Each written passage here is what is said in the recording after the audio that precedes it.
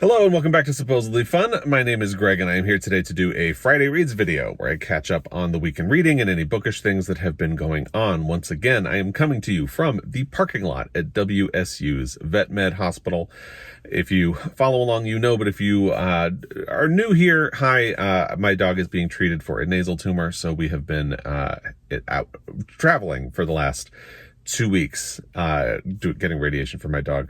She is in getting another treatment. I popped out here to film a Friday Reads in the car. So there may be some hustle and bustle in the parking lot behind me. This week, I'm parked between two empty cars, so hopefully nobody will be staring at me like last week. So that should be a little bit better. We have been staying here. We are hoping that we will be able to get home on Tuesday next week. It will be good to get home. I'm sure you can imagine we have been here all of April so far, and it has been good. Jamie is doing really well. Thank you, everybody, for who has asked or followed along on Instagram. I've been posting a lot more there. And she is breathing better. Her breathing was completely blocked up on her right side when we got here, and she seems to be breathing a lot better. She's not panting as much. She is not having bloody discharge from her nose as much. Hopefully these are all really good signs. Some of the negative side effects should probably hit once we get home. We'll see how all of that goes. But right now we're feeling really good. She is doing really well. She's still sassy. If you follow along, you know, she barks a lot. She's been very well behaved, but she is just, she's still sassy. She's active. We walked around campus for like an hour last night, and she explored and sniffed and loved it. So she's having a great time, and she seems to be feeling a lot better, and that is very rewarding for us. It makes staying in the hotel worth it, because it's been difficult, and we've been sick the last week. You know, so we've kind of been isolating and just to be safe, and it's been a lot. So it will be nice to get home next week. We're hopefully going to be getting home on Tuesday. Just a quick note, of course, that means filming will continue to be difficult while I'm here. I don't have any more videos that I have filmed in advance. I only had one that I could film this past week and publish, and so I'm out. The really unfortunate thing is I think on Tuesday they announced the shortlist for the International Booker Prize, and I am not going to be able to film a reaction on Tuesday because we'll have Jamie's final radiation appointment. We'll have a consultation with the doctor to talk about things to watch out for over the next few weeks, and then we are probably going to be driving home. We had originally been planning to drive home on Wednesday. We're ready to be home. So as long as we can, we'll probably be driving home on Tuesday. So I won't be able to film that video on Tuesday and get it posted like I would usually try to do. I'll probably get home, get the lay of the land with work and settling in and everything on Wednesday, and then see about maybe doing a reaction then, because I would like to talk about it. I actually have a hold on one of the books at the library. Hopefully I will be able to pick it up on Wednesday. I'm going to be cutting it tight with the amount of time I have to pick it up at the library.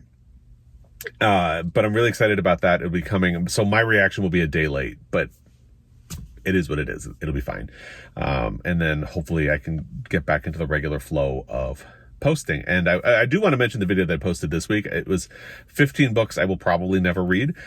I really liked the reaction to that video. I was worried that there would be some negative comments, and there were not. There was really interesting discussion about the books, about whether or not you should ever feel obligated to read a book, what constitutes a classic. The comments on that video were genuinely fascinating discussions. A lot of them were long comments, so it took me a long time to respond to all of them and get caught up, but I finally did over the course of the week. And I just really wanted to say thank you, because I love that stuff, and I just really appreciate the amount of thought and energy that people took to that conversation. There were so many really interesting thoughts about the books that I talked about and other books. Some people recommended I had mentioned that Ulysses is one of the books I will probably never read. The thing that might get me to do it would be maybe if I read Dubliners and enjoy it, and then maybe try Portrait of the Artist as a Young Man and enjoy that. Like, I would have to have gateway books to work my way up to Ulysses. And a couple people recommended similar things for, like, Thomas Pynchon with Gravity's Rainbow. Maybe don't start with that one. Maybe try The Crying of Lot 49. Anyway, just really interesting discussions. I would actually encourage you to go back to that video and scroll through the comments, because a lot of people had some very interesting thoughts and added to the conversation in a really interesting way. And I deeply, deeply appreciate that. So thank you, everyone. The only other thing I want to mention before we move into the actual Friday Reads portion of this video is that there was news this week that Chloe Zhao is attached to direct the movie version of Hamnet by Maggie O'Farrell, and I am really excited about that. They don't know when she would be filming it because she is attached to other projects as well. But I think that would be a great pairing. She has a really great visual style. She directed Nomadland, and she has a really beautiful visual style, and I think that would pair very well with Hamnet. She's also a very empathetic person. And I think that could be a really good and interesting pairing for Hamnet. And someone's going to get to the car next to me, of course. But I think that could really work. So we'll see how that develops, because again, they don't know when she would be able to film Hamnet with everything else that she is attached to.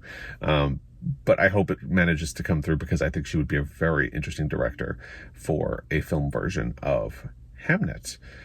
And moving into the actual Friday Reads portion of the video, while this person gets in their car, reading continued to be a little bit difficult for all the obvious reasons. Again, we're in a hotel, we're taking care of Jamie, there's a lot of stress, a lot of stuff going on. We're both working out of a hotel, and we were both sick, so we were really kind of like confined to the hotel room this week a lot of the time. And just, being sick, you don't have a lot of energy for a lot of other things. So I had mentioned last week that I had kind of slowly started Rumpole Rests His Case by John Mortimer. And I did actually manage to finish that book. Basically, I had gone into the history of it a little bit because I was kind of unaware, or I didn't remember. I've had this book for something like 20 years. It was published in 2001 or 2002 in the US. It was published copyright 2001. And I remember when it came out, I was working at Borders, and it got a really great review, I think in the New York Times, and I think it was a New York Times bestseller, and it sounded interesting, so I picked up a copy, and I've never gotten around to reading it until now. And a little disappointing. But the history of it is, there was a TV show, Rumpole of the Bailey, in the UK that John Mortimer was a writer for, and he started adapting the episodes of that show into short stories that he would release as books. And the series, I believe, ended in 1992. This is the first, not the first, it's the second or maybe even the third original collection of short stories that were not episodes of the series itself. The person who was next to me is officially backed out. Now the only interesting thing will be if somebody else pulls in and starts staring. But anyway, so that's the history of the show. Rumpole is a sort of grumpy, cantankerous, older white man who's a lawyer. He's a sort of public defender. I guess that would be the equivalent in the United States. And he is very set in his ways, very proper in certain ways, but his sort of saving grace from being just an overly conservative mess is that he has a deep, abiding sense of justice and equality that sort of sets him apart. He really believes that everyone is innocent until proven guilty, and that everyone should be given a fair defense. That's sort of the saving grace. He is annoying, and I've mentioned that because of everything going on, I'm having a little bit of difficulty with reading, probably obvious and understandable. So the things that are helping me get through are like really short books, or things that rely on a sense of like irritation, not to the point of really being angry or hating it, but just being irritated. And this book kind of thrived on that sense of irritation. I didn't quite like the stories. I didn't quite like him. But that sense of irritation is actually what carried me through. And the fact that they were stories also helped, because it's little bite-sized things. They are framed as sort of mystery stories, or at least that's what I remember, because this was shelved in the mystery section when I worked at Borders all those years ago. But they're not really mysteries. Don't think of these as mysteries at all. They're pretty predictable. It's much more about Rumpole and how he goes about framing his cases and determining what may or may not have actually happened. Sometimes what actually happened is fairly obvious. And he and his relationship with his wife is very old-fashioned and a little bit gross and all of that.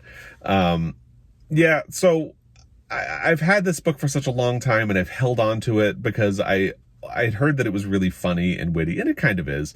But was it worth it? I mean, it certainly worked in this circumstance, but I don't think I would read any of the other books in the series. And I am kind of contemplating trading this in at my local used bookstore when we get home, which is, when you've had something for that long and there's a bit of a sense of disappointment about it, well, it is what it is. You can't like every book. But so I did have a success story this week. And that was, I guess, the good thing about being sick over the weekend was that I had a fair amount of time to devote to this. I got a good chunk of this done on the weekend, which is unusual given the way things have been going, because again, reading just has not gone great. And in fact, there were a couple of days after I finished this that I wasn't reading anything at all. I think I finished this on Monday or Tuesday. I'm filming this on Friday, and I only picked something up yesterday. What did I pick up? The Duchess of Bloomsbury Street by Helene Hanff. This is a sort of, it's not a sequel necessarily, but it is a follow-up to 84 Charing Cross Road, which I read earlier this year. If you're unfamiliar, 84 Charing Cross Road is a phenomenal book about letters that were written between Helene Hanff and the staff and families of people who worked at Marks and Co. Booksellers in London, starting in 1949 and spanning 20 years, and the relationships that they developed. And in that book, she mentions that she desperately wants to go to London. She's a literary lover, and she just wants to go to London really badly. And every time she starts to make plans, something will happen, usually something financial. It's like the beginning of the movie Up. Something gets in the way, and she does not end up able to go. Once 84 Charing Cross Road was published, eventually, a UK publisher decided to purchase the rights to it, and it was going to be published in the UK, and they invited her out to do publicity for the book in London. And she jumped at the chance, obviously. So this is about her finally getting to go to London. And somebody tells her, keep a diary, because that is the only way you'll really remember everything. So it's not strictly a sequel to 84 Charing Cross Road, but it kind of is spiritually a sequel. And it is beautiful. It's really, really small. It's 137 pages. I only made it halfway last night. I am on page 68. And that just goes to show, again, how, the reading is difficult right now, because if we were at home under normal circumstances, I absolutely would have devoured this in a single day. But just the way things are right now, it isn't. I was speaking with someone on Instagram about this book, and they actually just did a review because they just read this for the first time.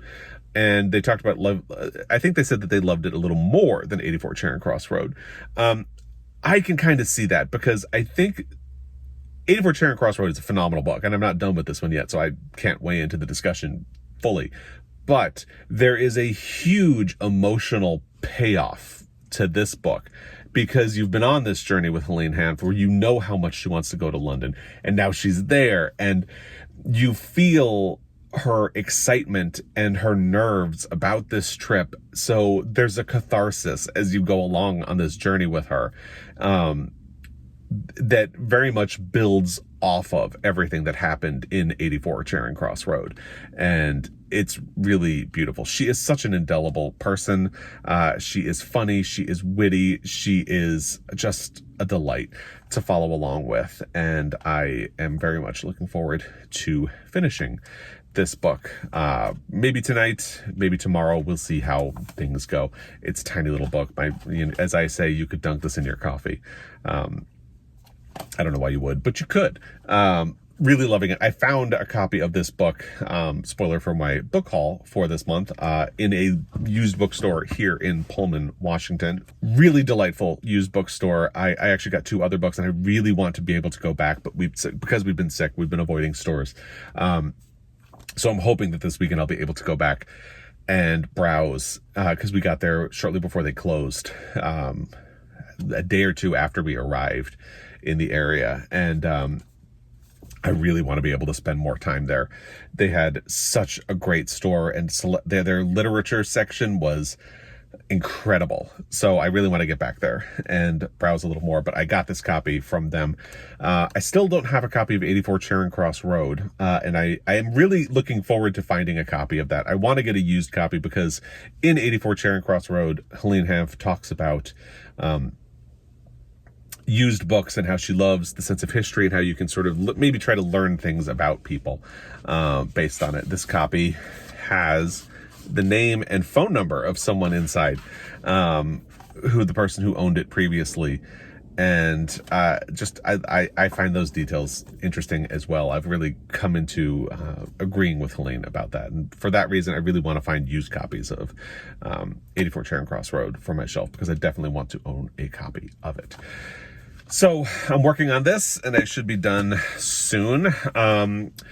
I really didn't attempt an audio until yesterday. I spent the week listening to podcasts, if anything. Again, just not in the frame of mind for anything. I tried an audio and got 5 minutes in and was like, I am not in the mood for this. So I stopped.